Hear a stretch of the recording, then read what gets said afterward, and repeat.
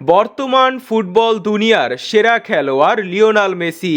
তবে লিওনেল মেসির সেরা হওয়ার গল্পটা এত সহজ ছিল না।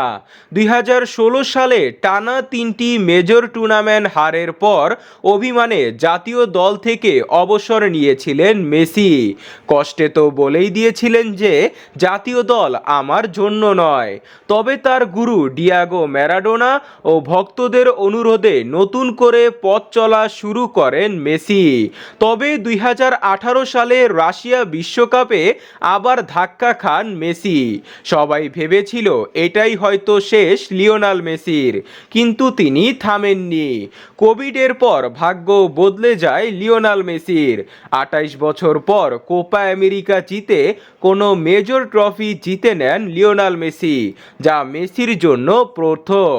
এরপর ফিনালিসিমিয়া জিতার পর 36 বছর পর দেশের জন্য জিতে নেন বিশ্বকাপ। এরপর 2024 সালে কোপা আমেরিকা জিতে ছন্দে থাকার পর আবারও সতীর্থরা চাইছেন অ্যালান টেনকে আরও একটি বিশ্বকাপে দেখতে। তবে এখন কথা হচ্ছে মেসি কি চান? মেসি কি আরেকটা বিশ্বকাপে 10 নম্বর জার্সি পরে মাঠ মাতাবেন? এর আগেও মেসি একবার ধোঁয়াশায় রেখে সবাইকে বলেছিলেন যদি তিনি শারীরিকভাবে ফিট থাকেন তাহলে তিনি খেলবেন।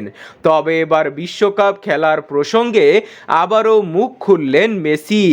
জনপ্রিয় ক্রীড়া সাংবাদিক ফাবিজিও রোমানোয়ের সাথে এক সাক্ষাৎকারে একই প্রশ্ন আবার আসে। মেসিকে যখন জিজ্ঞেস করা হয় আপনি 2026 বিশ্বকাপ খেলবেন কিনা, সে উত্তরে মেসি বলেন 2026 বিশ্বকাপে আমি খেলবো কিনা তা জানি না।